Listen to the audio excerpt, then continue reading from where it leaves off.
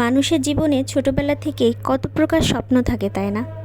আর সেই স্বপ্ন যখন শেষ হয়ে যায় তখন মনে হয় সারা দুনিয়াই হয়তো শেষ। আর হয়তো সারা জীবনে কখনো কিছু করা যাবে না, আর হয়তো ঘুরে দাঁড়ানো যাবে না, আর হয়তো উঠে দাঁড়ানো যাবে না। কিন্তু এভাবে কি একটা স্বপ্ন শেষ হয়ে গেলে সব কিছু শেষ হয়ে যায়? আসসালামু আলাইকুম, শখের টুকিটাকির আজকের ছোট্ট একটি মিনি ব্লগে আপনাদের সকলকে স্বাগতম। সবাই কেমন আছেন এবং কে কোথা থেকে আমার ভিডিও দেখছেন প্লিজ কমেন্ট বক্সে জানাবেন। সাথে আমার ভিডিও আপনাদের কেমন লাগে সেটাও প্লিজ কমেন্ট বক্সে জানাবেন। তো সকাল সকাল আসলে প্রস্তুতি নিচ্ছি, খিচুড়ি রান্না করব। আর খিচুড়ি বর্তমানে আমি মুগ ডাল দিয়েই রান্না করছি, কারণ অ্যালার্জির পরিমাণটা এত পরিমাণে বেড়ে গিয়েছে শরীরে যে যার কারণে এখন আর মসুর ডালটা খুব একটা খাওয়া হচ্ছে না। আর খিচুড়ি জিনিসটা মসুর ডালটা সব থেকে বেস্ট হয় আমি জানি, কিন্তু তারপরও কিছু করার নাই, মুগ ডাল দিয়েই করা হচ্ছে বর্তমানে। তবে মুগ ডালের খিচুড়িটাও কিন্তু খুব বেশি অসাধারণ হয়। আর আমি একটু ভুনা করেই রান্না করি। ভুনা করে রান্না করি কেন? ভুনা খিচুড়িটার মজাই আলাদা, টেস্টই আলাদা। সোজা কথা, আপনারা চাইলে মানে সোজা সাপটা রান্না করা যায়। সোজা সাপটা রান্নাটার কি হলো যে খিচুড়ির যত মশলা বা উপকরণ লাগে সেগুলো খুব সুন্দর করে নিয়ে, মানে তেল দিয়ে লবণ হলুদ দিয়ে আদা পেঁয়াজ রসুন আর সামান্য গরম মশলা দিয়ে হালকা জিরা দিয়ে কিন্তু খিচুড়ি তৈরি করা যায় তেজপাতা দিয়ে। ওইটা দিয়ে জাস্ট পানিটা ঢেলে প্রেসার কুকারে দিয়ে দিলে কিন্তু খিচুড়ি তৈরি হয়ে যায়। বাট আমার কাছে কেন জানি মনে হয় যে খিচুড়িটা রান্নার ক্ষেত্রে সবসময় মানে ওইভাবেও রান্না করে দেখেছি, আবার ভুনা খিচুড়ি মানে এরকম ভুনা ভুনা করেও রান্না করে দেখেছি। আমার কাছে কেন জানি ভুনা ভুনাটা বেশি মজা লাগে এবং এটাতে আমি খুব বেশি এক্সট্রা উপকরণ দিই না। আদা পেঁয়াজ রসুন জিরা, আদাটা আমি সুন্দর মতো বেটে নেই, আর আদার পরিমাণটা আমি একটু বেশি দেই। তার কারণ হইল যে আমার কাছে কেন জানি মনে হয় যে আদা দিলে বোধহয় একটু মানে আদা আদা স্মেল আসলে একটু ঝাঁঝালো একটা স্মেল আসে, ওইটা আমার কাছে বেশ ভালো লাগে। আমার হাজব্যান্ডও পছন্দ করেন, যার কারণে আমি একটু আদাটা বেশি দেই। রসুন পেঁয়াজ এগুলা দিয়ে সুন্দর করে আগে একটু ভেজে নেই, তারপরে হলো জিরা আর একটু জয়ফল দিই। জিরা জয়ফল আর গরম মশলা মানে হলো এলাচ আর দারুচিনি, এই কয়টা মশলা একসাথে বেটে নিয়ে পাটাতে সেই মশলাটা আমি দিয়ে দিই। দিয়ে তারপরে চাল আর ডাল একসাথে করে সুন্দর করে পরিষ্কার করে ধুয়ে চাল আর ডাল দিয়ে লবণ হলুদ দিয়ে আমি সুন্দর করে ভেজে নিই। তো হয় কি যে ভেজে নিলে অনেকে এই দেখেন আমি কিন্তু কাঁচামরিচ ব্যবহার করছি।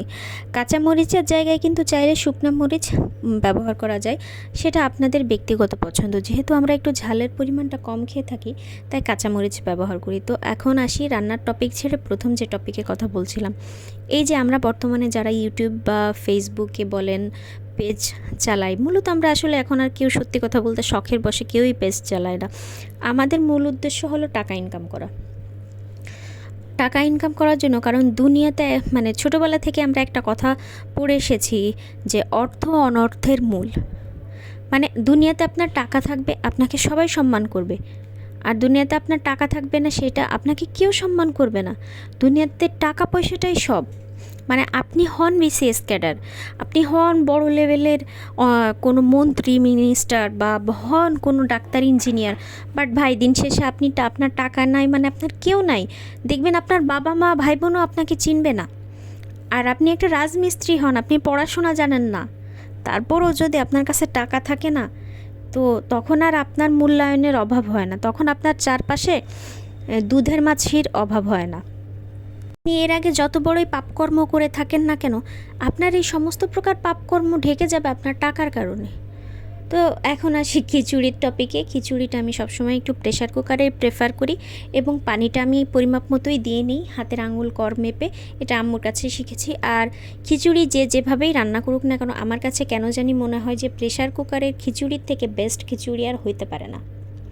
মানে প্রেশার কুকারের খিচুড়িটায় আলাদা একটা টেস্ট আসে, যেটা আসলে আপনারা বাসায় যারা যারা আপুরা রান্না করেন তারা রান্না করে এভাবে খেয়ে দেখবেন। তো আমি আসলে প্যান তো নতুন কিনেছি, যার কারণে আসলে বুঝতে পারি নাই যে প্যানে খুব বেশি তেল কম লাগে।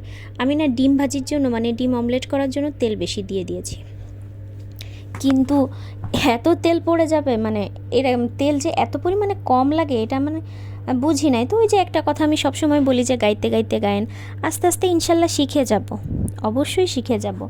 আগে তো ছিল না, তাই না? আগে যখন ছিল না, এখন আস্তে আস্তে হয়েছে, এখন আমি অবশ্যই সেটা শিখতে হবে।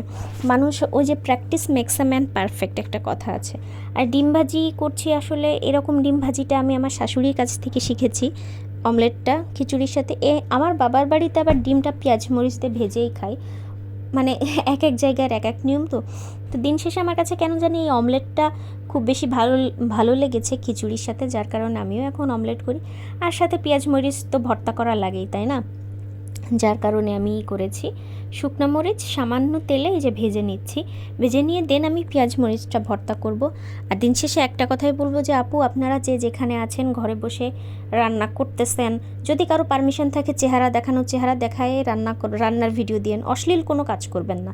অশ্লীলতা আমি সাপোর্ট করি না, বাট টাকা ইনকামের ব্যবস্থা করেন। টাকা থাকলে আপনি দুনিয়াতে সুখী। আর টাকা ইনকামের বর্তমান সহজ ব্যবস্থা হয়েছে ফেসবুকে পেজ খুলে, ইউটিউবে কাজ করে কিন্তু মানুষ ভিডিও তৈরি করে টাকা ইনকাম করতে পারছে। দুনিয়াতে যার যত টাকা আছে সে তত সুখী, আর সবার কাছেই ভালো থাকে সে। এজন্য আমি আপুদের বলবো, আগের মতো মানে কেউ কিছু বললে বালিশে মুখ গুজে কান্নাকাটি করবেন না। এখন সময় পাল্টেছে, সময় বদলেছে। টাকা ইনকাম ঘরে বসেই মেয়েরা এখন টাকা ইনকাম করতেছে, ভালো কাজ করেন, এই রান্নাবান্নার ভিডিও করেন, অশ্লীল কিছু করবেন না। আজকের মতো আমার এই ব্লগটি শেষ। সবাই ভালো থাকবেন। আসসালামু আলাইকুম।